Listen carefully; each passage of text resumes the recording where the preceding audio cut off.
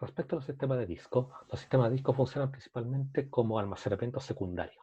Esto significa que es almacenamiento de alta capacidad, con varios terabytes en estos tiempos de información, pero mucho más lento en cuanto a tiempo de acceso, varios órdenes de magnitud de tiempo de acceso respecto a la memoria principal, que a su vez es órdenes de magnitud más lenta que el caché. Pero tiene la ventaja de que se trata de memoria no volátil, por lo tanto memoria que permanece independientemente de que esté conectada a una fuente de eh, a una fuente de electricidad. Por ejemplo, se apaga el computador, la memoria principal se borra o se pierde, pero la memoria secundaria, que es el disco, se mantiene.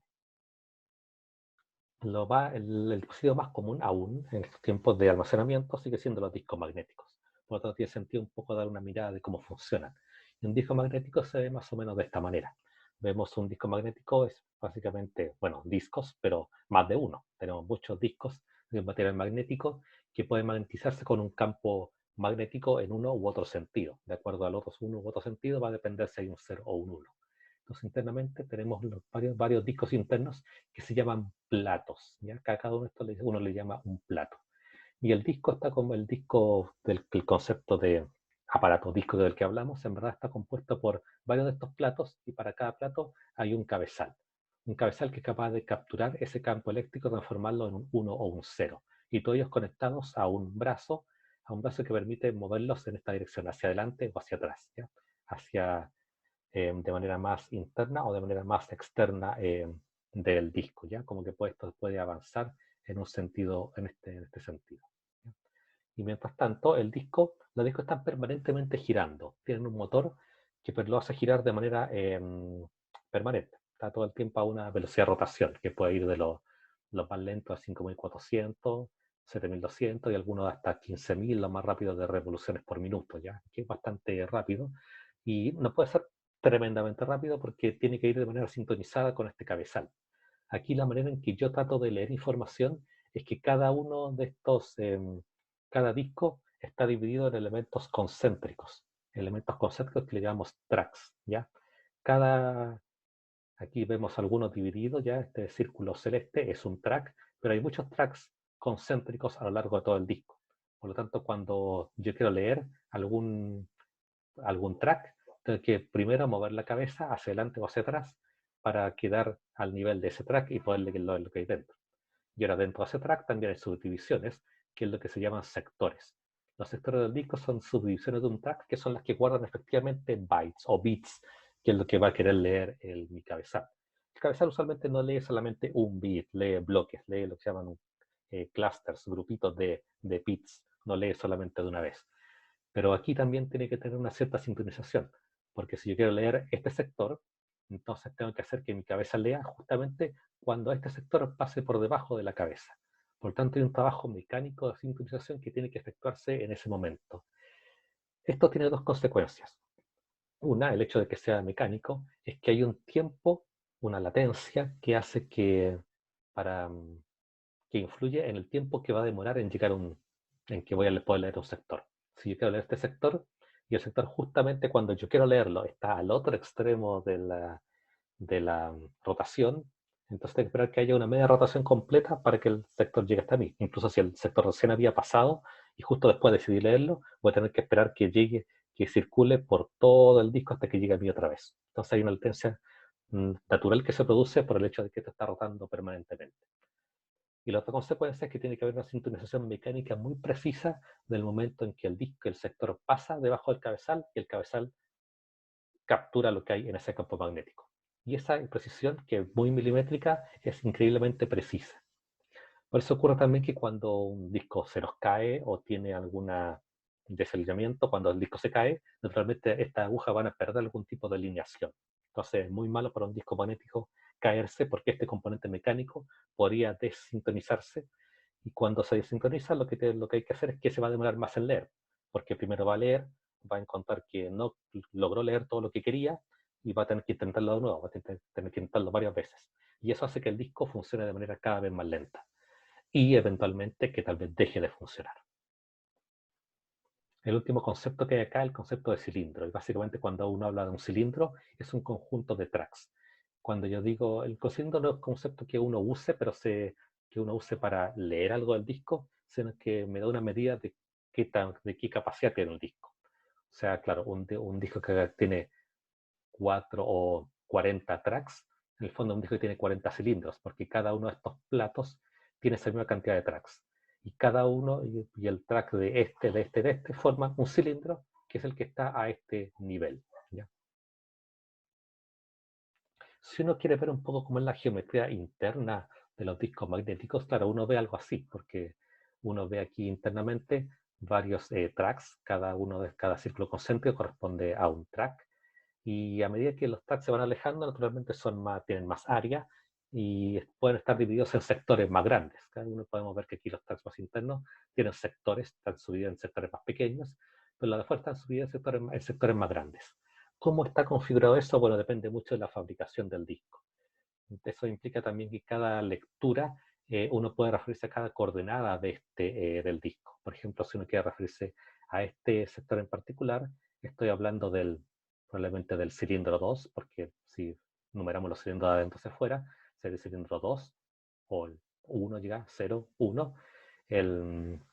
La cabeza cuando digo la cabeza, me refiero al cuál de todos los platos que tengo. Si tengo 4 platos, entonces tal vez el segundo plato o el tercer plato, ¿ya?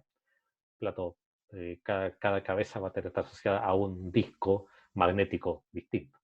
Y el sector va a corresponder en este caso al número 3, porque están numerados aquí como 3. Entonces casi cada uno de estos cuadritos va a tener una coordenada específica en esta notación: cilindro, cabeza y sector. Y eso se conoce como CHS addressing, porque de cylinder, de head y de sector. Sin embargo, los sistemas modernos, con poco para ahorrarse esta combinación de coordenadas, lo que hacen es que le asignan un número secuencial a cada sector. Entonces, en el fondo mapean esta coordenada física a una geometría, a una coordenada virtual. En el fondo, claro, es bastante irreal pensar que cada track va a tener la misma cantidad de sectores. Pero lo que ofrecen los drivers a los sistemas operativos es un medio de direccionamiento que se llama LBA, o Logical Based Addressing, en el cual le dicen al sistema operativo: mira, en verdad, tú pídeme sectores de manera secuencial. Mi sector está numerado del sector 0 hasta el sector 512.000. ¿Ya? Y cómo lo mapeo yo internamente, esa lógica queda dentro del driver. Entonces el driver se encarga de hacer esa traducción de lo que indica el sistema operativo, que es el direccionamiento del sistema operativo moderno, o el direccionamiento LBA, a un direccionamiento interno que está basado en cilindro, head y sector. Entonces, al momento de transferir los datos, una vez que ya recibí una coordenada y sé dónde quiero leer, viene el trabajo de leerlo. Leerlo significa que voy a tener que mover primero, primero buscar el track, hacer que la cabeza avance hacia adelante o hacia atrás. Aquí también, pues, una manera un poco más efectiva de hacerlo es tener un motor acá, un motor rotacional, que sea capaz un motor paso a paso, que pueda mover en distintos pasos esta aguja hacia adentro o hacia afuera. Por lo tanto, si quiero leer un dato que está en el track de más afuera, o en el cilindro de más afuera, voy a mover la aguja hacia una posición más externa. ¿Ya? Es el tiempo de latencia rotacional, lo que me demoro en buscar un track. ¿Ya? Y lo siguiente que influye en el tiempo de búsqueda es es el sit, esa primera eso, cambiar el track. Y luego en la búsqueda, la latencia rotacional, que es la búsqueda dentro de un track. El tiempo para que el sector que yo busque pasa de debajo de la cabeza. Por ejemplo, si estoy acá, que ahora o si me moví hasta a este sector, a este track, y quiero leer justo el dato 8, tengo que churrar, qué mala suerte. Justo acaba de pasar, justo debido a la rotación del disco, acaba de pasar debajo de la cabeza. Entonces tengo que esperar que dé una vuelta completa antes de leerlo de nuevo. Entonces ese tiempo en general no lo puedo controlar mucho, ¿no? Es difícil hacer la coordinación de que yo voy a mover la cabeza justo para que el dato pase abajo. Lo más sensato es mover la cabeza y esperar que el dato pase. Si tengo suerte, justo pasa de inmediato. Si tengo mala suerte, voy a tener que esperar que dé una vuelta completa. Entonces es el tiempo de latencia rotacional, que depende mucho de la velocidad a la que gira el disco. En cambio, el otro tiempo, que es el seek time, es el tiempo que demora en moverme de un track a otro. Entonces, aquí yo puedo ser un poquito más inteligente cuando a mí me dicen: mira, estáis parado acá justo arriba del sector número 20, el sector número 30, y me dicen: ya, ahora léete el sector número 7, después léete el 11 y después lee el 32. Entonces yo puedo un poco hacerlo en ese orden, ¿ya? Primero mover la cabeza hacia afuera, esperar que pase el 7, justo antes que dé una vuelta completa. Después esperar que pase el 11, va a abrir un poquito después del 7. Pero claro, si justo la muevo en este momento y veo que el 11 va a pasar justo el 7 ya lo perdí, voy a tener que esperar que dé la vuelta, pero el 11 viene en camino. Entonces yo podría, no estoy obligado a tener que leer primero el 7, después el 30 y después el 11. Yo puedo leer el 11 que viene a continuación, después esperar la vuelta que da el 7 y después moverme a leer no sé, el 34 que está en un track más interno. Entonces yo puedo ordenar la manera en que voy a leer los sectores que me piden, de manera de ser un poquito más, de minimizar el movimiento que voy a tener que hacer. Así que lo que podemos sacar de este tiempo, de esta latencia que es una suma del tiempo de posicionamiento más el tiempo de transferencia, que también es un tiempo que podríamos decir para cada disco un tiempo constante. O sea, cada disco tiene una cantidad constante de tiempo que se demora en transferir el dato desde la aguja hasta el buffer interno. ¿Ya? Ese tiempo no lo puedo controlar. El tiempo de latencia rotacional es muy difícil de controlar. Son básicamente parámetros del disco. Pero el tiempo de cambio de track yo puedo si bien también es un parámetro del disco, yo puedo reordenar las lecturas para hacer que ese movimiento sea el menor posible. Porque en general es más fácil leer sectores contiguos del disco que estar saltando de un sector a otro. Entonces, solo para tener una idea, esto también está en una comparación de discos antiguos, discos ya de los años 80, que bueno, se almacenaban tanta información como 360 kilobytes de datos. Eran discos que tenían 40 cilindros dentro, mientras que un disco relativamente antiguo a esta altura, un disco de Western Digital 3000 HLFS, ya tiene 36.000 cilindros, divididos en 255 tracks por cada uno de los cilindros, así que podría tener hasta 255 sectores lógicos distintos, y, y en cambio este podría tener solamente 2 tracks porque eran 2 discos que se pueden leer por ambos lados. Sectores por track, claro, de 9, que es bastante pequeño, hasta 63 en promedio por cada track del disco. Sectores por disco puedo pasar de 720 de los discos antiguos a 586 millones en un disco moderno, ¿ya? Sectores por bytes, bytes por sector no cambia demasiado, perfectamente puede ser normal, es un parámetro que no necesita cambiar mucho. El cabezal es capaz de leer varios sectores simultáneamente, lo que llamo un clúster de sectores, pero cada uno de esos es capaz de distinguirlos y asociarlos a bloques de sistema operativo. La capacidad sin duda ha aumentado, el tiempo de búsqueda entre cilindros adyacentes, moverse de un cilindro a otro, en general ha bajado ha disminuido en 10 veces ese tiempo, el punto 0.7 milisegundos, y en promedio, claro, de pasar de moverse de 77 milisegundos a también ha disminuido más de 10 veces.